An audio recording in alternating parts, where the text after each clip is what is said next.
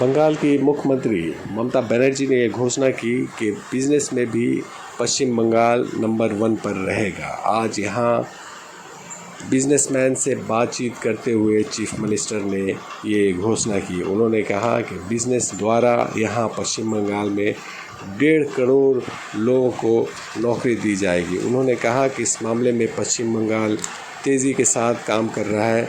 उन्होंने ये घोषणा की कि ये 5वां समिट है और इसके द्वारा इस बार जो है यहाँ बंगाल में कई कारखाने कायम किए जाएंगे। उल्लेखनीय है कि इस ग्लोबल समिट में काफ़ी लोगों ने भाग लिया है। पूरी दुनिया भर से बिजनेसमैन यहाँ भाग लेने आए हैं।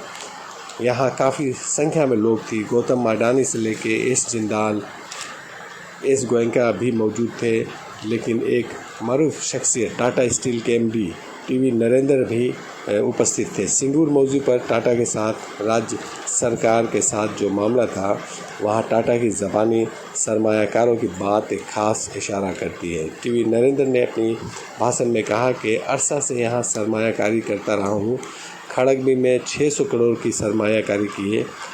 यूनिट का और इजाफा किया जाएगा। इसी के साथ टीसीएस और होटल सेक्टर में भी सरमायाकारी की जाएगी। इस मौका पर संजीव गोयनका ने कहा कि रियासत में सनतों के क़याम के लिए ढांचे मौजूद हैं। रियासत में कोई परेशानी या समस्या की बात नहीं है।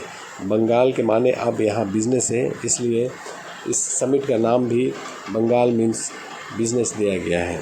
ममता बनर्जी का ये कहना है कि बंगाल इस बार बिजनेस पर बहुत ज़्यादा ध्यान दे रहा है।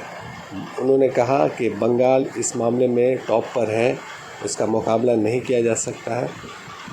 उल्लेखनीय है कि अडानी ने यहाँ ममता बनर्जी के कई योजनाओं की सताइश की।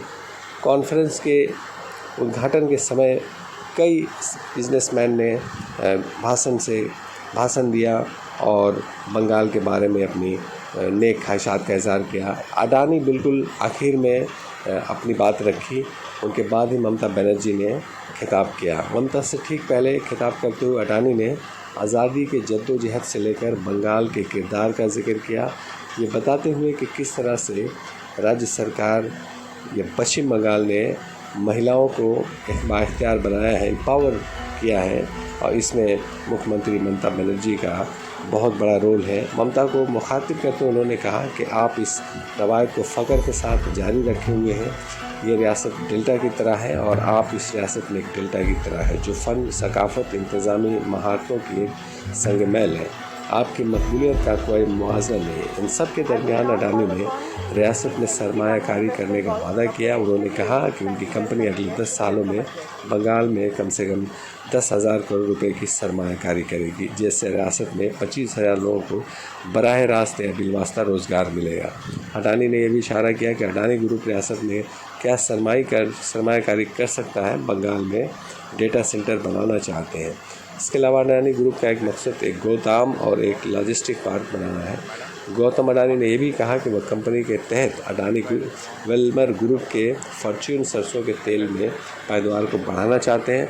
अडानी ग्रुप के लीडर गौतम के बेटे करण ने चंद माह कबल ममता बनर्जी से मुलाकात की थी 99 में। उस वक्त उन्होंने अपने वालिद को कलकत्ता में होने वाले इस बंगाल समिट में मदऊ किया। करण और गौतम ने कहा कि उन्होंने अगले 10 सालों में यहाँ पश्चिम बंगाल में बड़े पैमाने पर सरमायाकारी करने के बारे में सोच रहे हैं।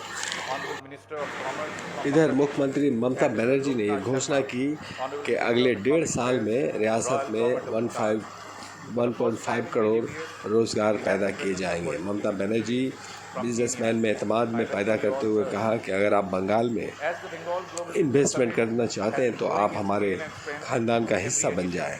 जिस तरीके से हम अपने ख़ानदान का ख्याल रखते हैं, उसी तरह हम आपके लाभ का और हित का भी ख्याल रखेंगे। न्यू टाउन में आज से 2 डेज़ आलमी बंगाल इंडस्ट्रियल कॉन्फ्रेंस का उद्घाटन हुआ।